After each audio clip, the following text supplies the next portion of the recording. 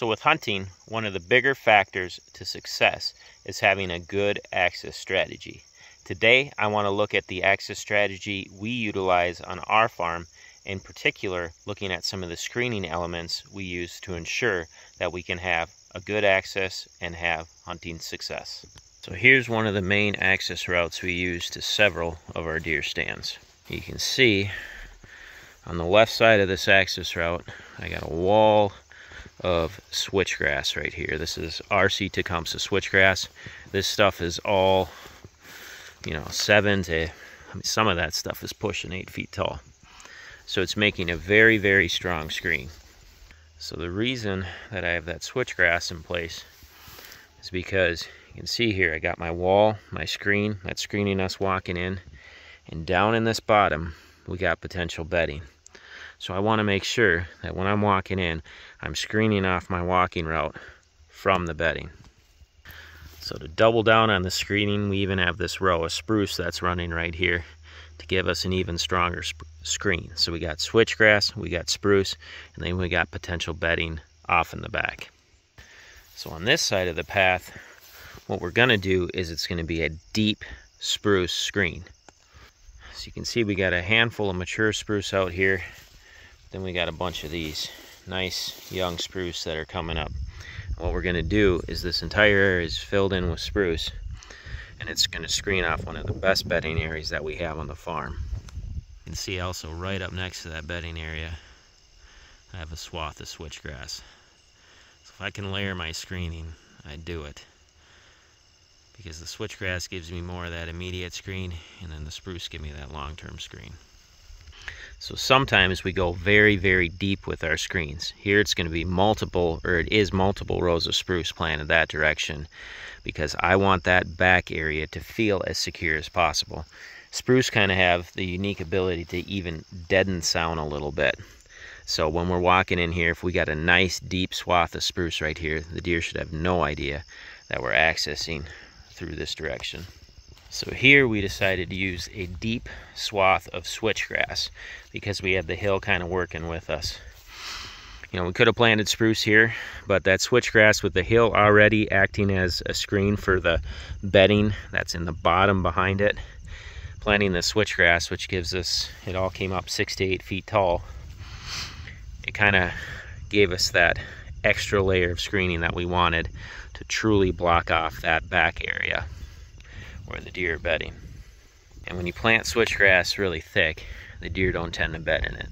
So we went very heavy on our switchgrass planting here, very thick. We thinned it out a little bit on the backs of these hills, and there is some bedding back there, but we were okay with them bedding there.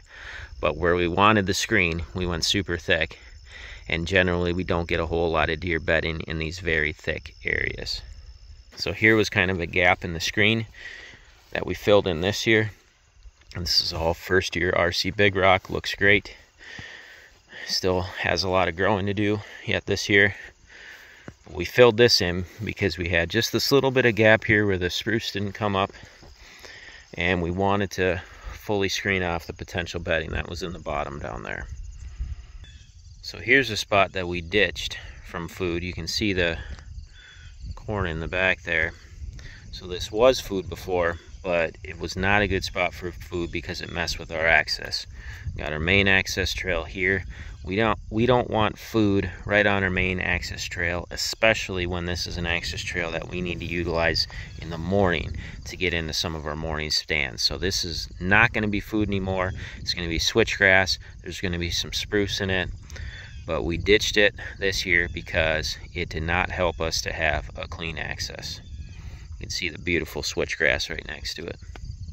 Again, right on the other side here is a spot that we planted switchgrass because, again, we're working with the hill. So the hill was already kind of doing the screening for us. We just doubled down on it, and now any potential bedding that's occurring back there is fully screened off with this big, thick swath of switchgrass. Alright, so here's another screening strategy that we utilize, and that's hinge cuts. And you can see I have a thick wall of cover going all the way down to my bow stand right here. I mean, you cannot see through this thing at all. So what I did is I came in here a few years ago and I hinge cut all the trees that were in here parallel to my access trail and basically made a living fence going right down to my deer stand. I mean, just look how thick that is.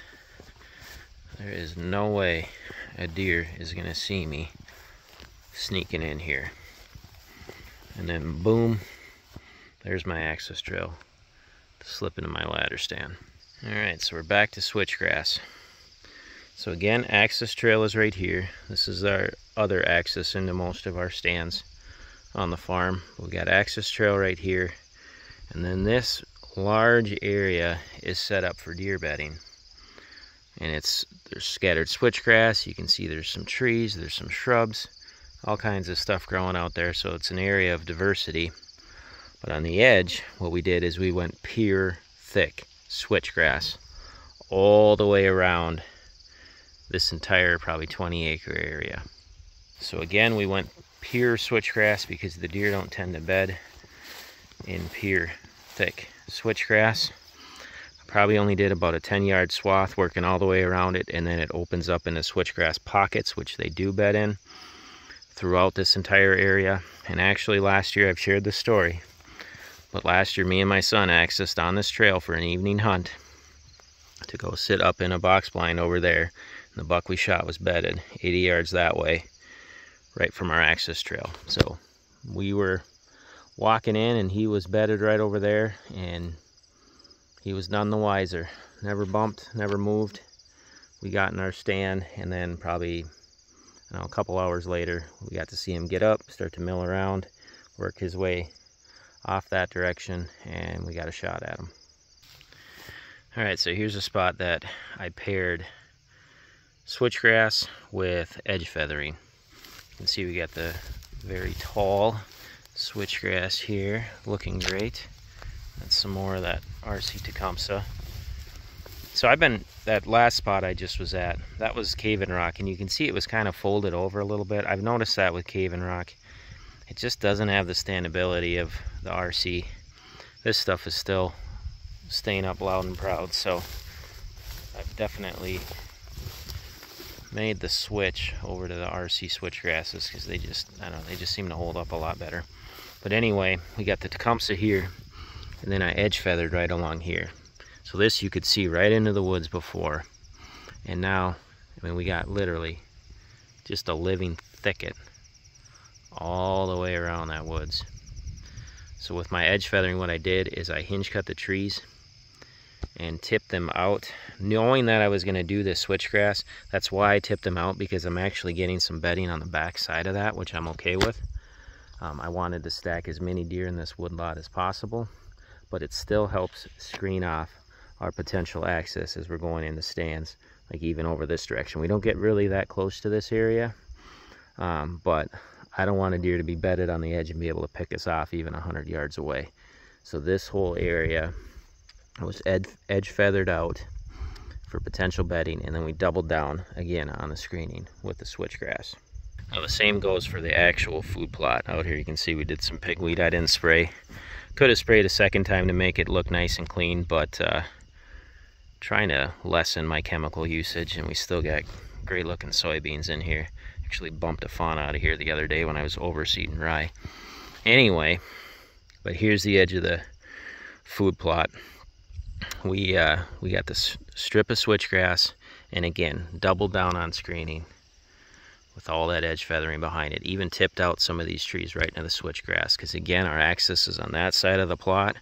I don't want anything to be able to look out and see us. So we got 2 layers of screening right here to make sure that we have a very, very strong access into our stand over there. And lastly, sometimes we just need to use what we have available to us. So right here, this was an old driveway that we cleared out, and now we've turned it into a bit of a field road, but we can also use it as a really strong access path.